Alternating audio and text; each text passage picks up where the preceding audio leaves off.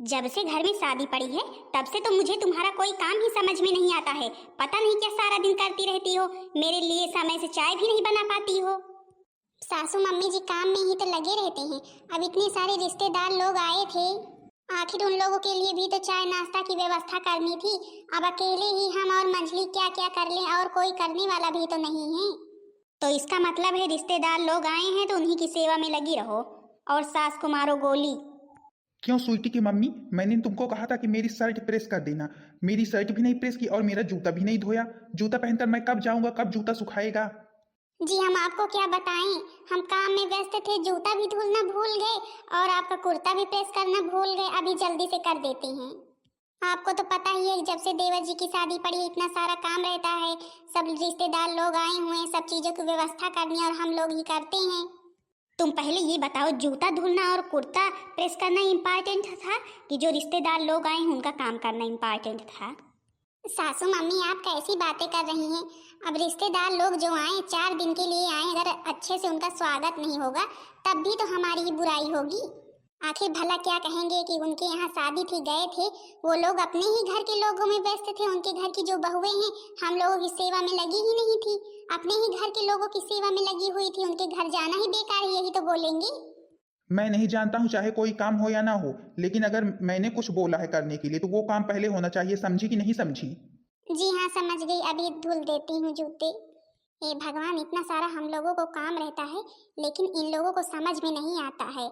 वही रोब हमेशा दिखाते रहते हैं, जैसे हम लोग बैठे रहते हैं और कुछ बोल देते हैं तो हम लोगों को ही डांटते मारते हैं। वैसे ही बड़की जिज्जी, वैसे ही मैं।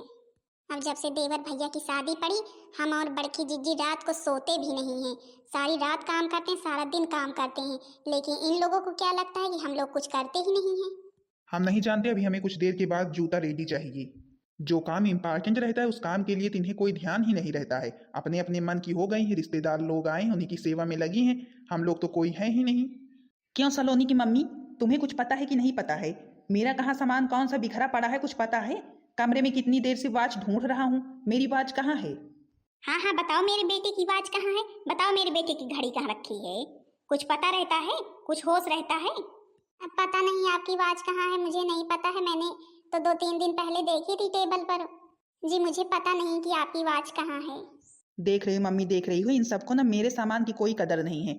अपनी तो लाली बिंदी कहाँ रखी है कहाँ नहीं रखी ये सब पता रहता है, और हमारी वॉच नहीं पता रहती है। ए जी पहले तो रोज रखते थे, लेकिन जब से देवर भैया की शादी पड़ी तब से घर के कामों में व्यस्त हैं, इसी वजह से हमें नहीं पता है कहाँ है। हाँ हाँ, जब ध्यान दोगी तब पता रहेगा ना। पता नहीं कहाँ लगी रहती हैं, पता नहीं किन कामों में लगी रहती हैं। देवर भैया की शादी, देवर भैया की शादी, सारा इन्हीं के सिर पर बोझ है जैसे। अब जाओ घड़ी ढूंढो जा करके, समझी कि नहीं? अब तुम रहने दो ढूंढने के लिए, हम ढूंढ लेंगे। तुम्हें जो करना है करो, समझी कि नहीं? अब कोई मतलब नहीं है तुम्हारे ढूंढने का। हे भगवान, इस घर में तो हमारा और बड़की जीजी का रहना ही बेकार है। कितना भी काम कर ले लेकिन काम की सुनवाई कोई नहीं होती है। जो जिधर से आता है उधर से ही सुना करके चल देता है। यही मन करता है घर ही छोड़कर चले जाएं।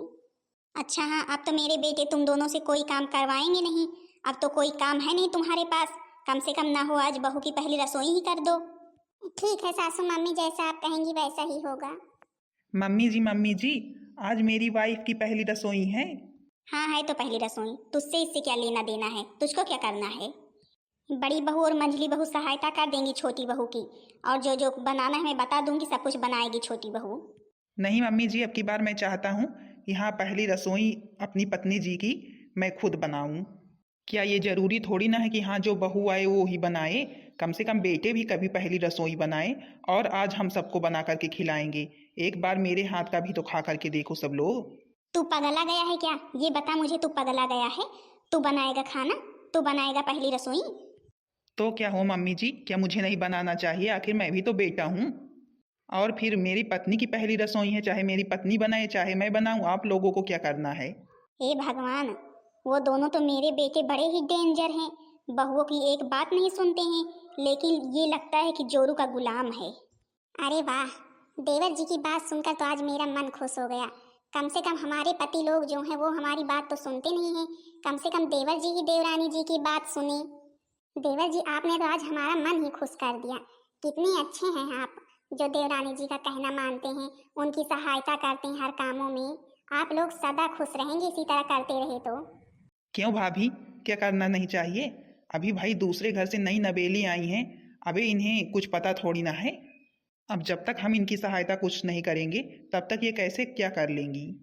नहीं नहीं देवर भैया, आप समझदार हैं, मुझे ये देखकर बहुत खुशी हुई। आप पूरी सहायता कीजिए, पूरी सहायता कीजिए, हम भी सहायता करेंगे। चलिए हम आ रहे हैं।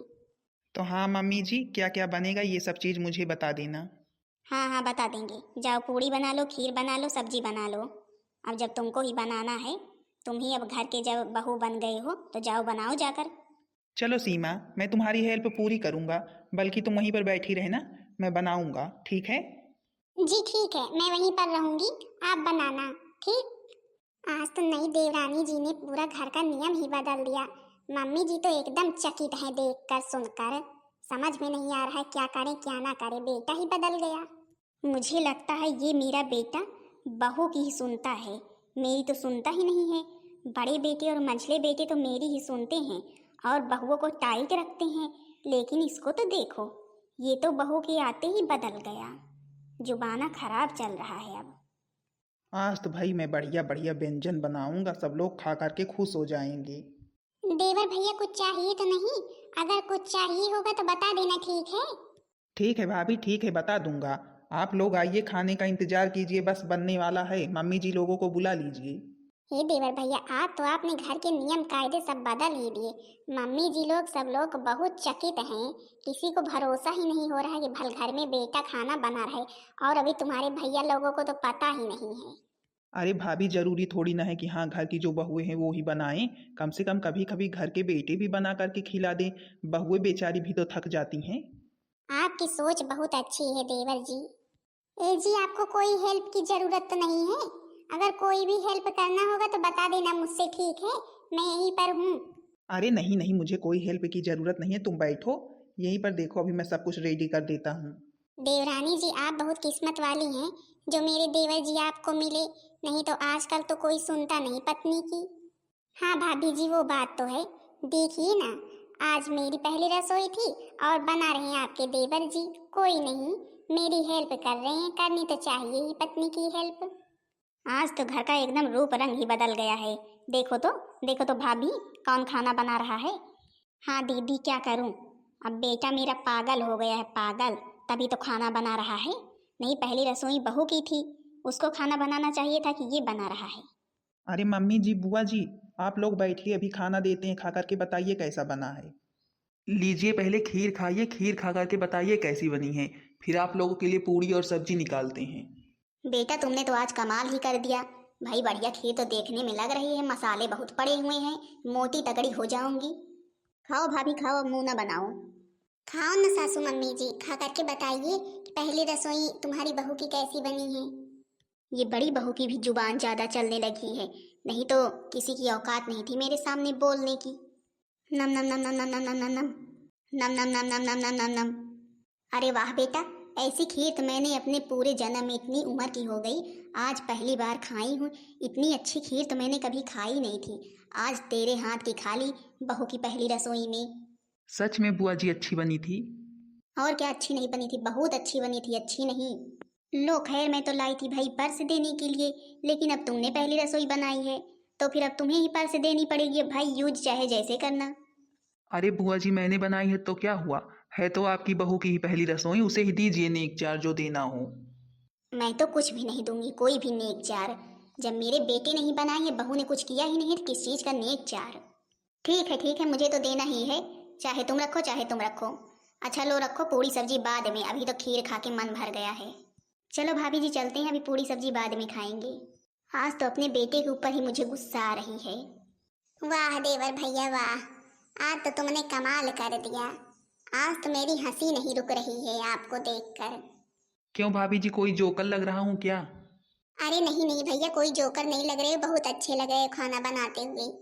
अच्छा अच्छा ठीक है, कोई गाना ही गा दीजिए, तब तक भैया लोग भी आए खाने के लिए। मांगई ननंदे रानी कंगना, ललना के भये माँ। मांगई ननंदे रानी कंगना, ललना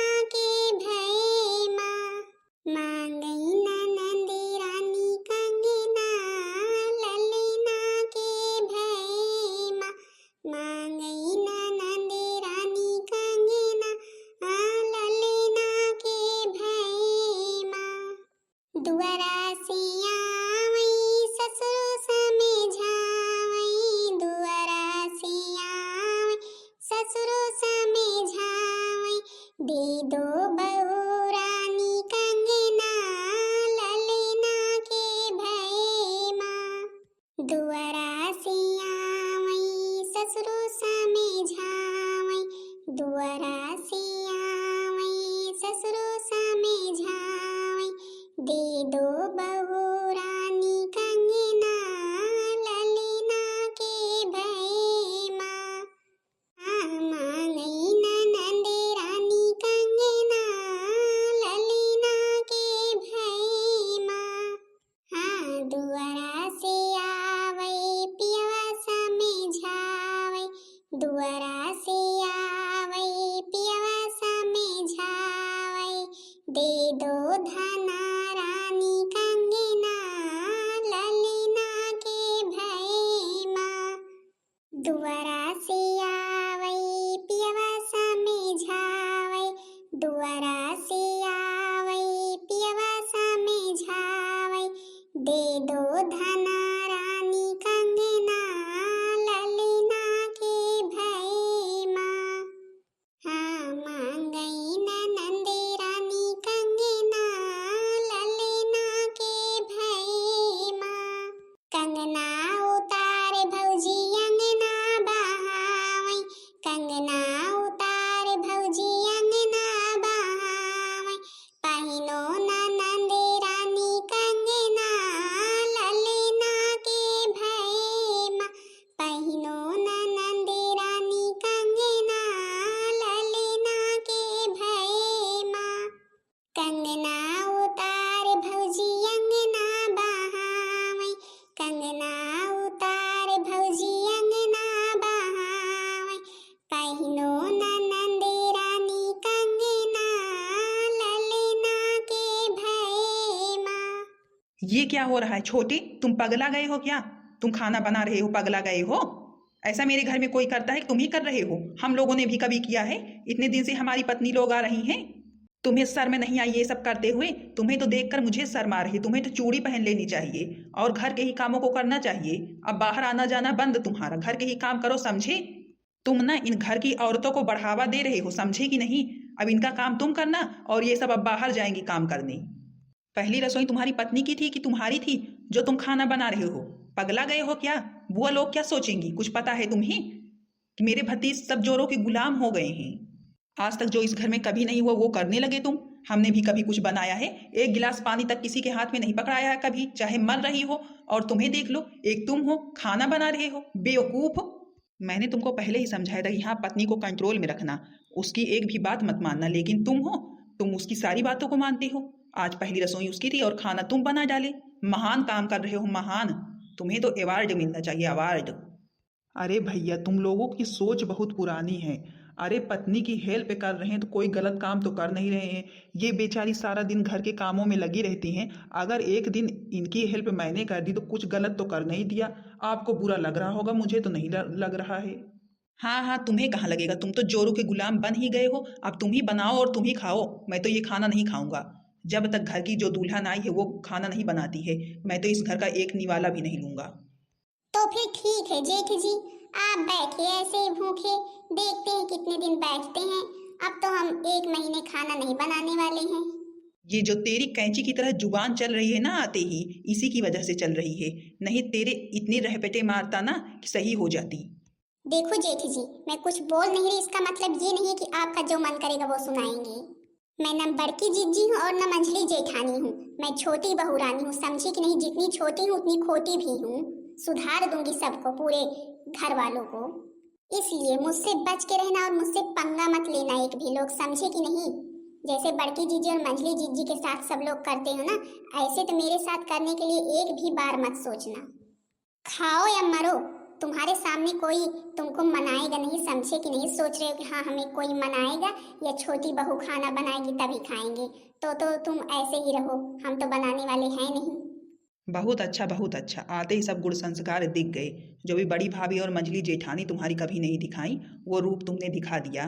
मुझे तो नहीं खाना है। अभी जाकर के सब कुछ भैया को बताता हूँ। अरे देवर भैया, मामले को यही छोड़िए, अब बड़े भैया से क्या बताएंगे? अभी उनसे बताएंगे और भड़क जाएंगे और गुस्सा करेंगे, बात बढ़ेगी।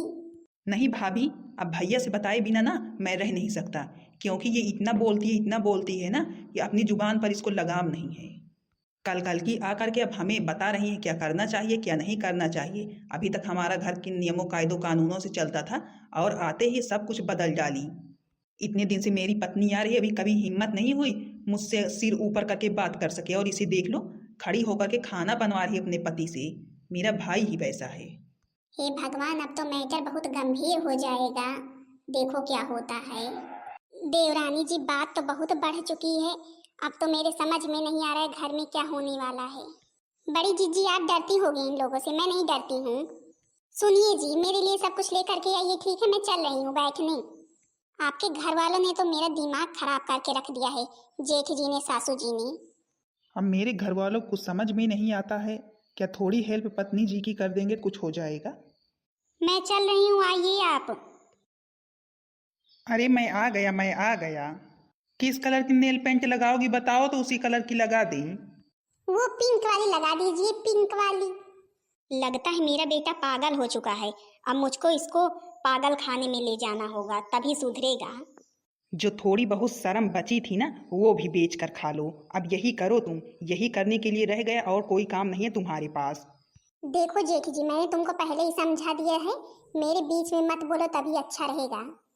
मम्मी जी, मैं आपको पहले ही बता दे रहा हूँ, इन लोगों को कह दो सुधर जाए, नहीं मैं एक को भी घर में रहने नहीं दूंगा, सबको भगा दूंगा। बेटा, मैं खुद ही परेशान हूँ, ये सब देखकर मैं खुद ही हैरान हूँ। मेरे दोनों बेटे किस तरह थे और ये नटुल्ला किस तरह निकला। सच में मेरा भाई पागल हो गया है, मम्मी जी गलत नहीं कह रही हैं। एक दिन ना ये भीख मांगेगा, भीख, मेरा बेटा।